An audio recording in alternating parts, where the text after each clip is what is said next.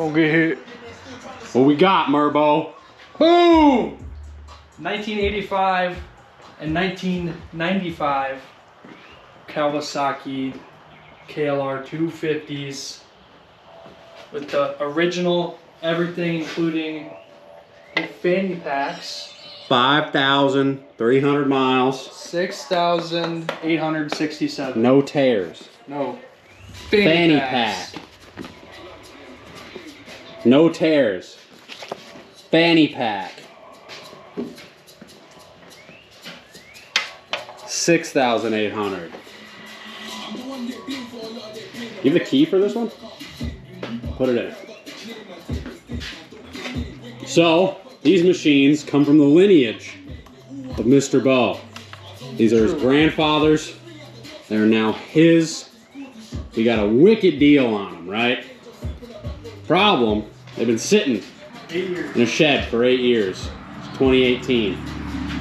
So, our primary goal, clean them up, get them running, bring them back to Grandpa. That way, him and his grandpa can go on a dirt bike ride together. You know, because it's always nice to hang out with the old timers. Show them what youth's like again. I think you would kick my ass on a trail. So I think these old He's been folk around the trails a couple times. But talk about a piece. Teal with the purple and yellow. Just a machine. Absolute peak example of what these things should be. So, first step. We're gonna wheel these hot rods outside, rub them down with some soap and water. That way we can get a good idea of the base we're working with.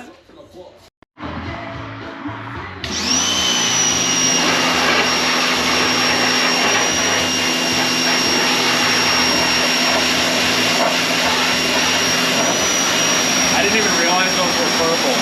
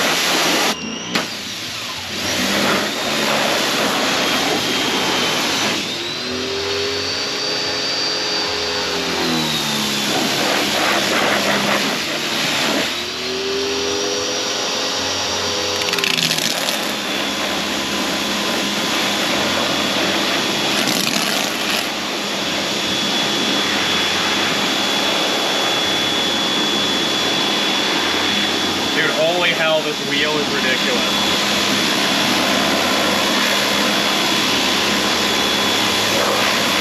That's just simple green, not even polished.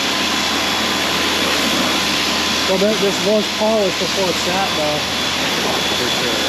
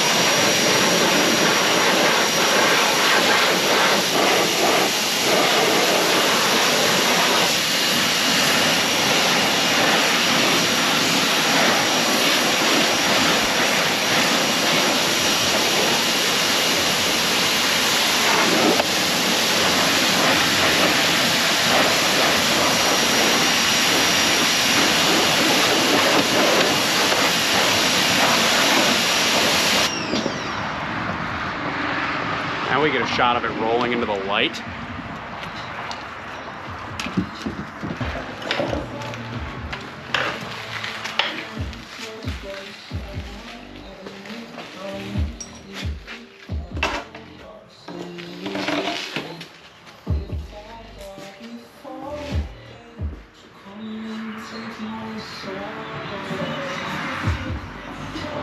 It's just a rough pressure wash. But once we get the mid out, all this dirt in the seat will come out. This stuff on the tank will come out. It'll clean up really nice.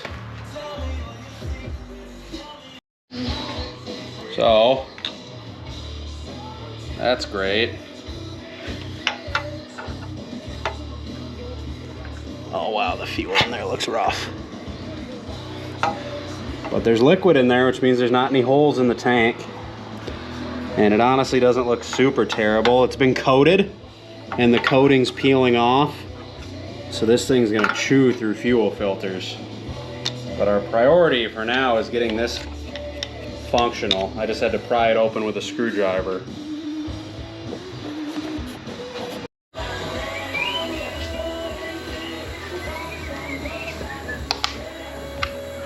Mouse house in the airbox. About where I thought it would be. This tank, like you guys saw, is pretty gross. Sorry for the noise from the ultrasonic. I got the gas cap in there. We're gonna pull the airbox so we can get the carb and the tank off. Clean up the tank, inspect the carburetor. It's not like Oh, the old high flow. terrible. No, it's not bad. Inside of here, It's just the mouse nest in there. yeah. Gross.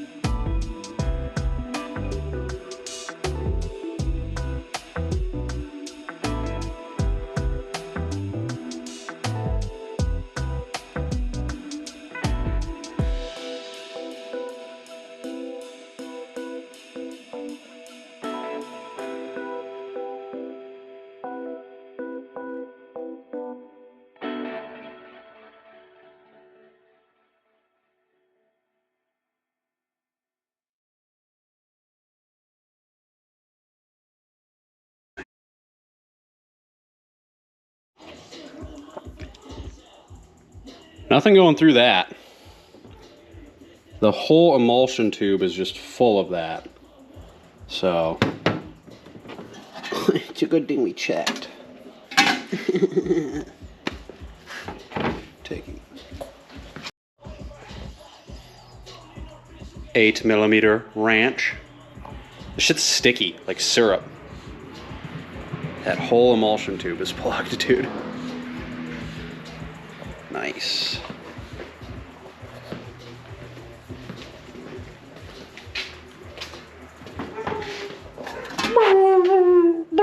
Shut up. There's a jet in there that's all the way loose, but there's so much gummed up stuff in there that it's not going to come out. So we're just going to go ahead and kind of dip this in how it is. I can't get this keeper for our float out either. So we're going to set this in here and run it on a 30-minute cycle, and hopefully the heat and the cleaner will free everything up enough that we can fully disassemble it. But turn our heater back on. No, you got to do this, man. What you want for your video, right?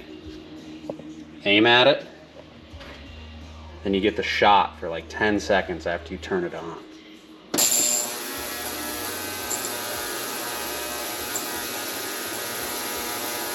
See all that stuff starting to come off? And the viewers like to see that, and it makes them tolerate the noise for about 10 seconds. And then you put a lid on, and you say,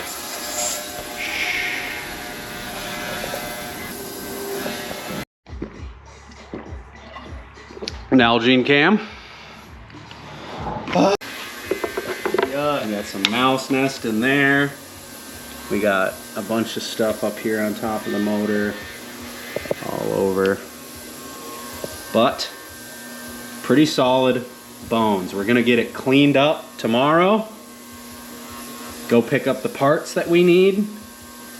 And I'm pretty confident you'll be hearing it running by the end of the video.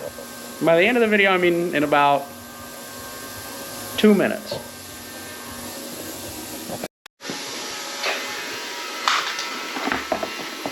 Mouse house. Gross.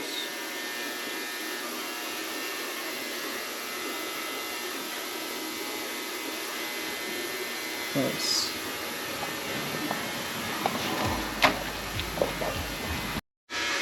So clean it up a little bit. The mice had a field day on these blinkers, but it looks like they didn't chew into the headlight. That's nice, I suppose.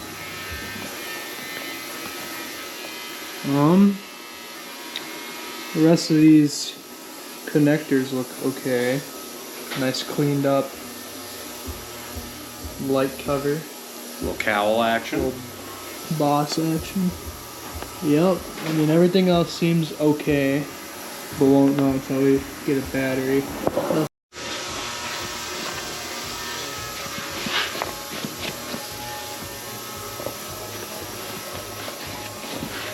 Got this thing soaked in leather conditioner. It's nice and soft, it's not brittle, but we want to keep it that way because it's a really cool piece. I'm not sure if they make reproductions of this or if you can find them cheap, or maybe they don't make reproductions and you can't find them at all and they're really expensive. I don't know. But regardless, it's really cool, and we want to keep it on the machine in good shape because it kind of completes it. It's a very nice look.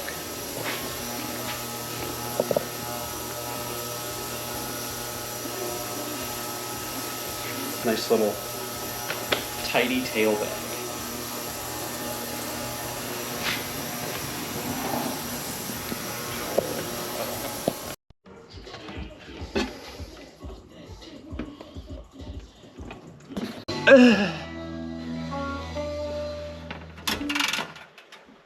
Better, not great, but better for the first little soak.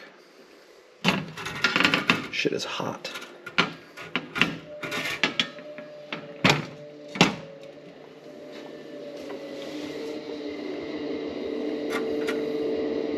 See just how clogged everything is still.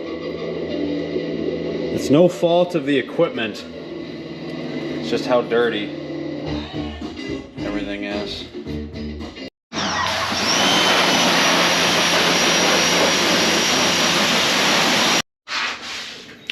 Carburetor's back on. Got my IV bottle, running fuel to it. New batteries in. We got lights, we got blinkers. We got... We're gonna kick it. And hopefully she runs. God bless. God bless the United States of America. Maine.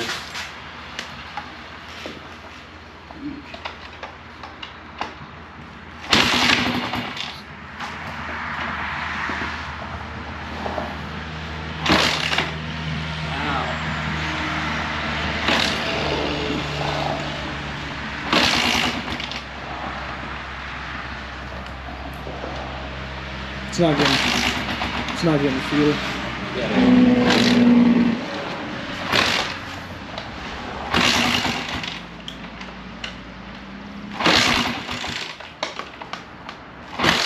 Ah, I just clocked the front of my fucking foot on the peg.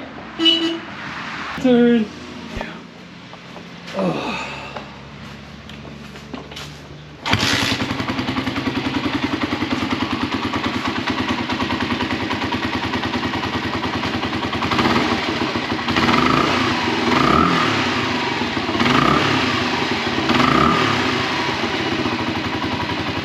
See if the clutch works.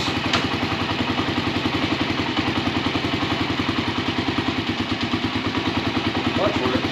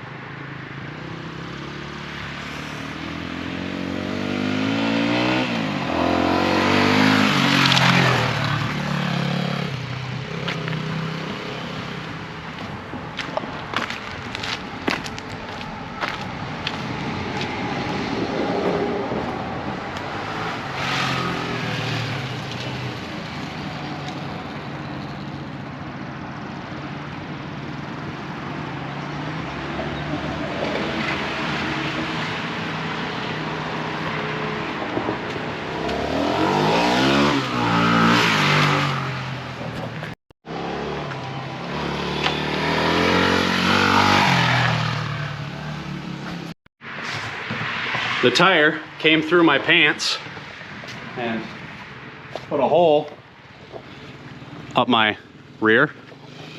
Now we got old boy Merbo on it.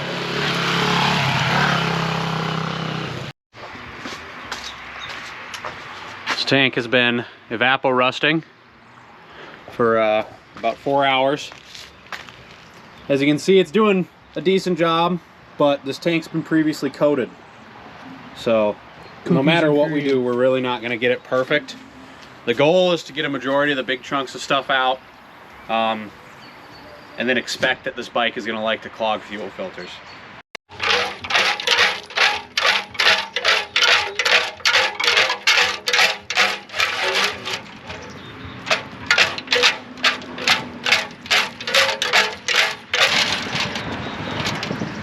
So don't worry about those.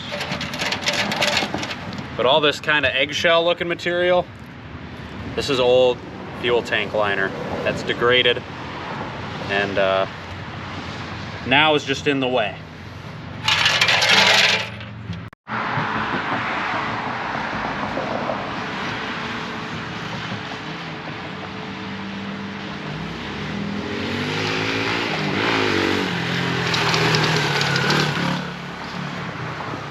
Back from its maiden voyage. We put it back together.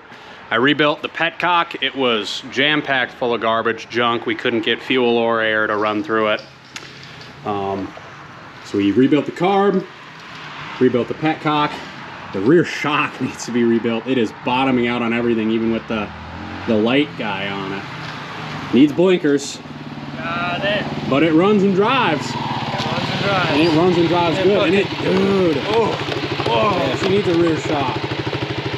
And some blinkers. But I'll be damned if it is not a fucking beast. One of the best looking little dual sports I have ever seen. Just a vibe and a half.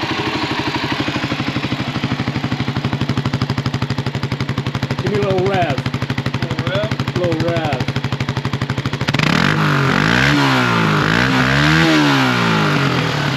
Little 10K red line on the single cylinder. Stock unit. Stock exhaust.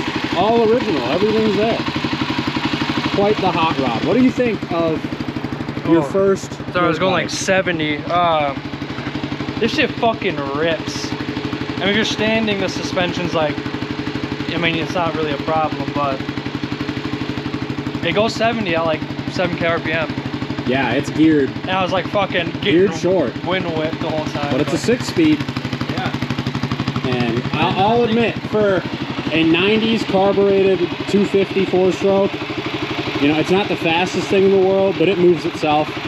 And especially if you get on some trails and some technical stuff, this thing will be a boatload of fun. And it's dirt cheap. Yeah. For the price that we paid for both of these machines, I don't think you'd be able to have more fun anywhere. Yeah. Tune in. Next episode, we're doing the same thing. So this one, exact same thing. Right now we got the tank soaking. I still got to pull the carb off, but we got everything. We got the process started. This one should be the exact same process that one was. We'll have 2 of them. And then come tomorrow, there will be a brand new 2026 KLX 300 sitting between these two. We're going to do a little bit of a comparison. Do a little race. A little comparison. Suspension. Granted, this is old and clapped.